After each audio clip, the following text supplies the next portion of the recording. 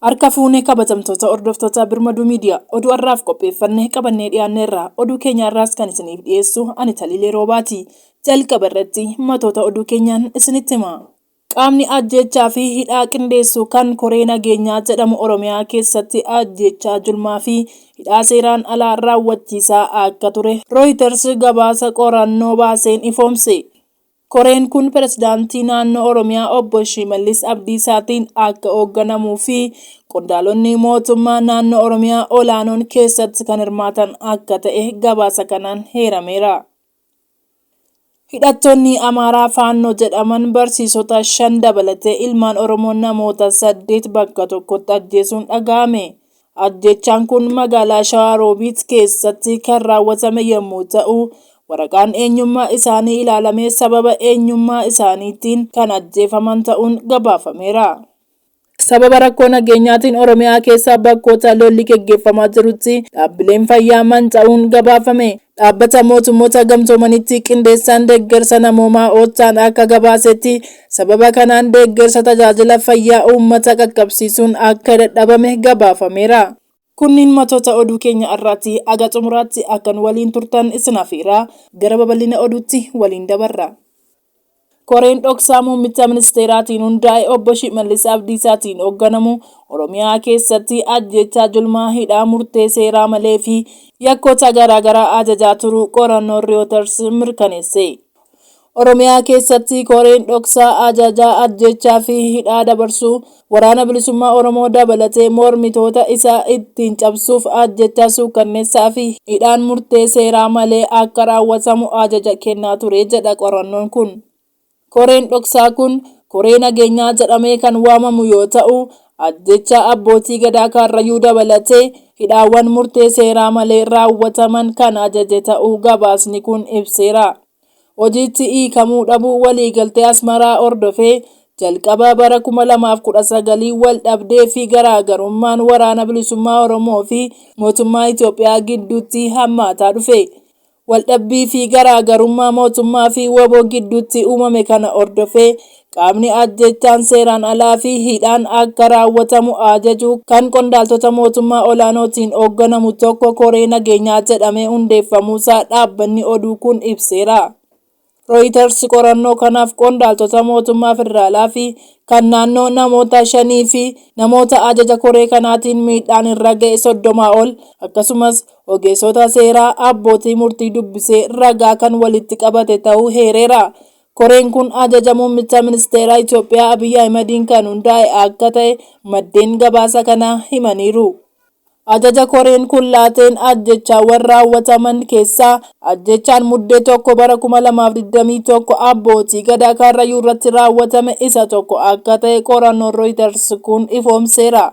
Haleellaa waraanni bilisummaa Oromoo Sadaasa 30 bara 2021 aanaa Fantaallee keessatti raawwate hordofee itti aanaa pirezidaantii mootummaa naannoo Oromiyaa obbo Awwaluu Abdii fi yeroo sana koomishinii poolisii Oromiyaa kan turan Araarsaa Mardaasaa gara Fantaallee imaluun bulchaa godina Shawaa Bahaa obbo Abbaabbuu Waaqoo wajjin mari'achuun isaanii heeramee jira.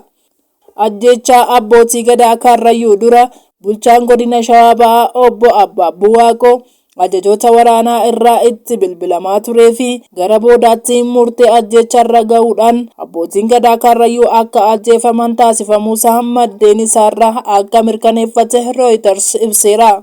Gareen kun ajjechaan abbootii gadaa kun akka raawwatamu erga ajajee booda waraana bilisummaa Oromootti quba qabuu isaas heereera. Reuters gabaasa isaa kanaan gaafatamaa koomishinii mirga namoomaa Itoophiyaa Koomishinar Daani'el Baqqalaa yoo dubbisu koomishinerichi koreen nageenyaa jiraachuu mirkaneessuun jalqaba irratti rakkoo nageenya Oromiyaa keessatti hammaate furuuf kan ijaarame ta'uu heeranii booda koreen kun dhiittaa mirga namoomaa daangaa darbe raawwachuu isaa akeekanii jiru. Koomishiniin mirga namoomaa Itoophiyaa Oromiyaa keessatti ajjechaa julmaa hidhaa murtee seeraa malee saamichaa fi cabiinsa mirga namoomaa raawwatamaa ture galmeessaa turuu Koomishinar Daani'el Baqqalaa ibsanii jiru. Miseensonni koree kanaa ministeera muummee Itoophiyaa Abiy Ahmed, pirezidaantii mootummaa naannoo Oromiyaa obbo Shimallis Abdiisaa, gaafatamaa waajjira bilchiginaa Oromiyaa Fiqaaduu Tasammaa, gaafatamaa bulchiinsaa fi nageenya Oromiyaa Araarsaa Mardaasaa dabalatee hooggantoonni biroo kan keessatti argaman ta'uu qorannoon kun ifoomsee jira.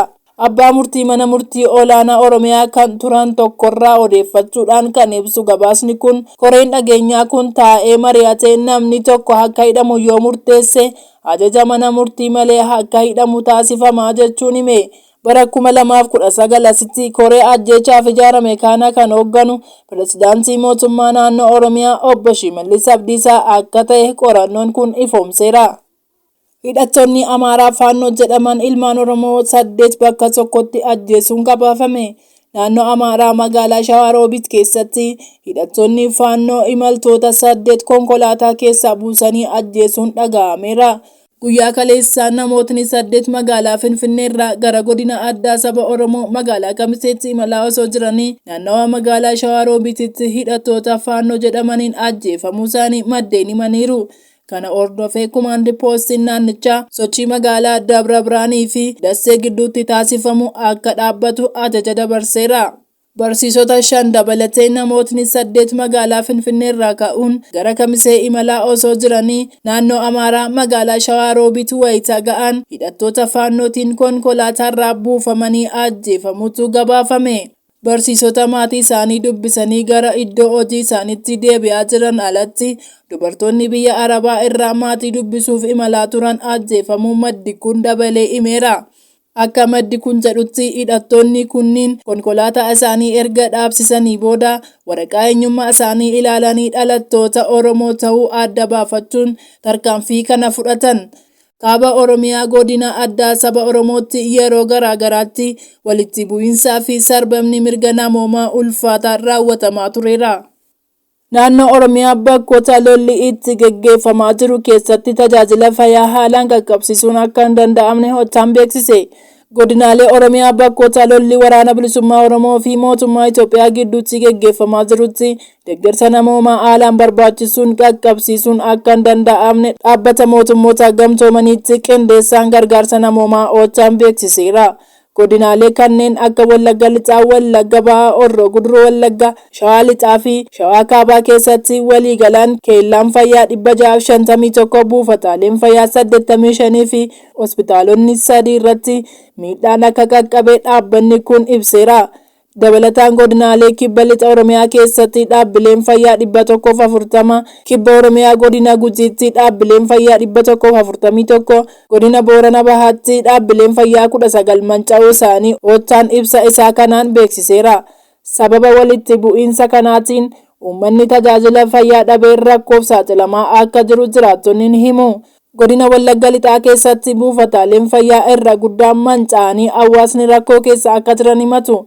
Godina kana keessatti qorichi gargaarsaan ergamullee maallaqaan gurguramaa akka jirus jiraattonni himaniiru.